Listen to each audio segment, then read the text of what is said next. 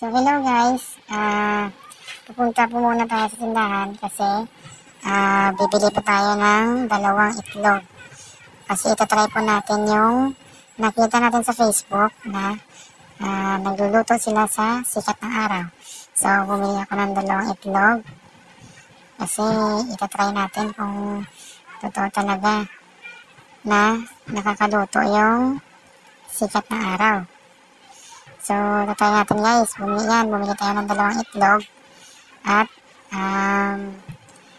tatry natin. So, ayan, nakabili na tayo. So, uuwi na tayo guys. Bumili na naman ako sa labas sa tindahan eh.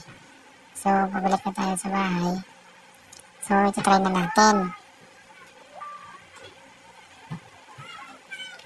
Hindi kasi ako makapaniwala guys eh, na nakakaluto talaga yung sikat ng araw. So, tatry natin. Yan. Sino, tarik na tarik yung araw guys. Grabe talaga yung init dito.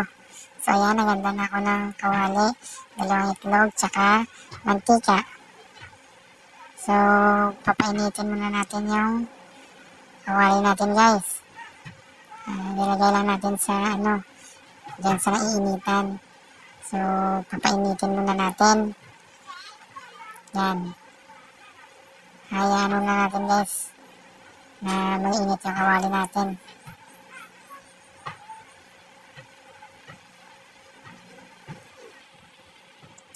So, lalagyan na natin ng mantika guys. Lalagyan na natin, tsaka papainitin muna natin. Yan. Napasobra nga pala yung lagay ko ng mantika dyan guys.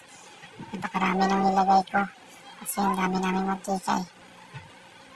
So, yan. Papainitin muna natin guys yung mantika. Kaya muna natin uminit yung kawali natin. At saka babalikan na natin guys after 20 minutes. 2,000 years later. Mainit siguro to guys. Iyan na natin. Prituhin natin yung itlog natin. So, pinawa ko muna sa asawa ko yung video guys para maprito na natin yung itlog. So, ito na guys. Prituhin na natin yung itlog. Tingnan natin kung maprito talaga. Yun no?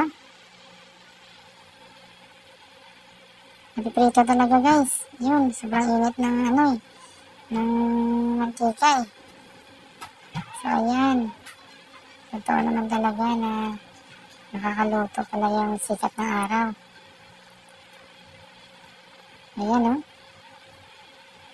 Napakainit ng guys, ng mantika. Medyo nahuli nga pala yung paglagay ko dyan ng asin guys. Kasi hindi ako makapaniwala eh, na nakakaluto pala yung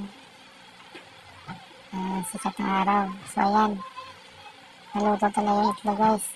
Medyo marami lang yung nilagay ko ng mantika. I-deep-fry ko sana yung itlog eh. So yan guys. Naluto yung itlog. So, payo ko sa inyo guys, kapag magluluto kayo, huwag na lang kayong magluluto sa uling, hindi kaya sa LPG. Kasi, magastos yun eh. Kung gusto nyo makatipid, sa labas kaya ng bahay nyo magluto. Hindi kaya sa ibabaw ng bubong nyo guys. Mas maganda dun. Mas mainit. See guys. Naluto na yung itlog. Thank you for watching.